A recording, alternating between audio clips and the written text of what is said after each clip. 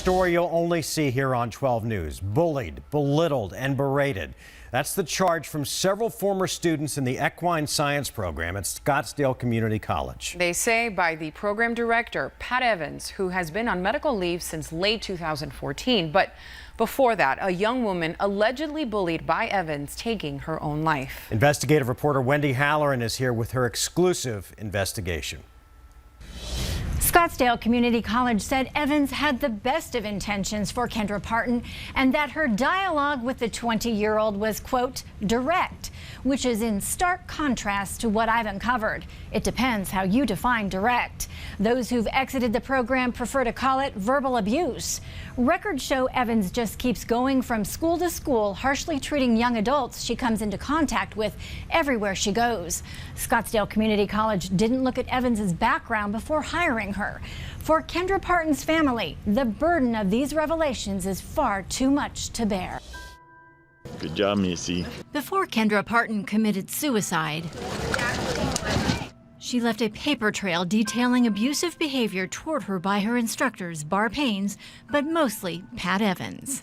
That they berated her, tore her to pieces, treated her like she was the most worthless piece of garbage in the gutter, and were going to fail her for her poor presentation so she could not graduate. It's still something I'm working out. Kendra's last communication, an email from Evans that said, if you feel that the past 2 years were a waste of your time, then maybe it was. Minutes later, Kendra pulled the trigger. There's no doubt that we don't have a concrete answer on what happened to our daughter and why. Kendra's story resonated with former students who shared Kendra's pain. Relatable. Like getting to that point where you just feel so belittled that you make, those choices. And led us to uncover Evans has a history of verbal abuse, intimidation, and harassment against her students. We also discovered a pattern in her career. When complaints pile up, she exits to the next college, and that's how she ended up at Scottsdale Community College. This woman reduced me to tears. That's hard to say. She made me feel so inadequate. These three women have something in common. All quit the equine program, they say, because of Pat Evans. The way that she responds to your questions is if you're a total idiot and you know nothing. Amber Solis, a single mom trying to better herself, got a grant to be able to attend the program. We actually looked into the options of medication to try and, get me through this class. My anxiety was so high that it was an option, that I actually considered it. Susan Carland, a former Mesa Woman of the Year, sat on a community college advisory board. Raised on a ranch, has been around horses most of her life. She was mean, she was despicable, she was gruff, she was sarcastic. Jazz Schulte also grew up around horses. A former attorney was no match for Evans. She says Evans made her a nervous wreck. On one occasion, she exploded. And she said, look, are you here to learn or not? I mean, who do you think you are? And I said, yeah, I'm here to learn. She said, you know what? You're just disruptive. You need to just go away. And I said, but I'm trying to. She said, just shut up. I don't want to hear it. And it wasn't just her. Everyone's feeling afraid. Who's next? Who's going to get yelled at next? Who's going to screw up next? And I feel that that's dangerous. A continual barrage of negativity. When you're working with 1,000 to 1,200-pound animals, yelling, screaming, causing tension, high emotions, people crying, has an incredibly unsafe environment. While records show Evans was lauded for her knowledge, a competent teacher described as hard but fair, but lacking people skills. This woman is on a major power trip, and she's verbally abusive. Records suggest her ascension in the world of academia has been plagued with problems. Dr. Evans, why did you leave Clemson University? Evans listed Clemson University on her application. When asked if SCC could check with her employer, she checked the box no. So it appears all they did was verify she actually worked there. We obtained her personnel records. We got pages upon pages detailing incident after incident of negative or aggressive interactions with students and colleagues. Clemson accused her of costing the university a $300,000 grant because she couldn't get along with other research faculty and was rude and antagonistic to committee members. Evans disputed the allegation. So what happened next? Utah State hired her as an associate professor, where complaints about her behavior seemingly got worse.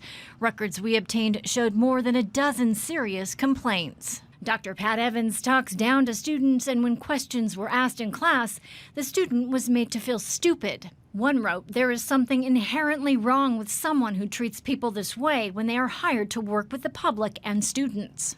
Students avoided taking her classes. Enrollment dropped from 39 students one semester to 15 the next. Evans was asked to judge a 4-H horse show. Records show she made the 8-year-old children feel very badly. 10 students told the dean of the program to, quote, fire her ass. A faculty member wrote in her review, "It will not be possible to build an equine program at USU if Pat Evans stays on." When confronted with the complaints, Evans was quite surprised and realized she needed to be more sensitive when speaking to others. She assured her employer she would work on it. On track for a tenured position in June 2011, she once again resigned. Dr. Evans, I'm Wendy Halloran with 12 News. Dr. Evans, why did you leave Utah State University? No answer. Within months, she had a new job right here at Scottsdale Community College. If she can't see that she's damaging people, young people and old people like me, then someone needs to make that call for her. So how does someone with this sort of history get hired at FCC? We asked USU. They say neither the former department head and the dean remember any calls to check on her background. The Partons believe this created the perfect storm. Our daughter was not protected by the limits on someone's behavior. Do you feel any responsibility for what you said to her? As of now, she's still employed at FCC, which continues to back its beleaguered program director, still out on medical leave. Do you have anything to say to Kendra Parton's family? I don't want to see anyone else get hurt. And I truly believe in my heart more people will be hurt. And a lot of them young people who have so much potential. Potential Kendra Parton was never able to realize. I've been asking SCC for an on-camera interview for months, but have been repeatedly denied. Earlier this week, I asked SCC President Jan Geller, but she turned me down. Instead, the college issued this statement. With the search committee records no longer available according to policy, these records are kept for 3 years. We can't speculate about what background information may or may not have been obtained in 2010. As for her employment at SCC, Dr. Patricia Evans, while blunt in her delivery, had the integrity of the program and the best interest and success of students, as well as the safety of students and horses, as a main concern. Dr. Evans is on long-term medical leave, and we are respecting her privacy while moving forward with an acting program director for equine science. Wendy Halloran for 12 News at 10. Wendy, thanks. Dave and Wendy Parton came down tonight to watch Wendy's story firsthand. I have to say first, I am so sorry. No parent should ever have to go through what you all have been through. And for those of you who didn't watch Wendy's first story about the young woman that Kendra was, can you share some of that with our audience? She just seemed like such a great young lady. She was just always giving more than she took. She volunteered throughout high school with autistic kids using horses for therapy.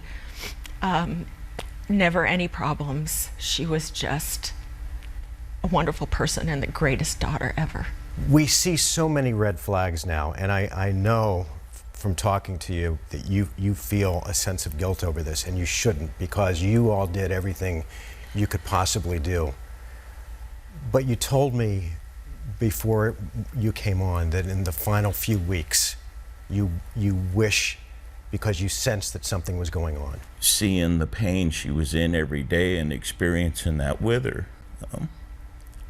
you still felt like, what else could you have done, you know?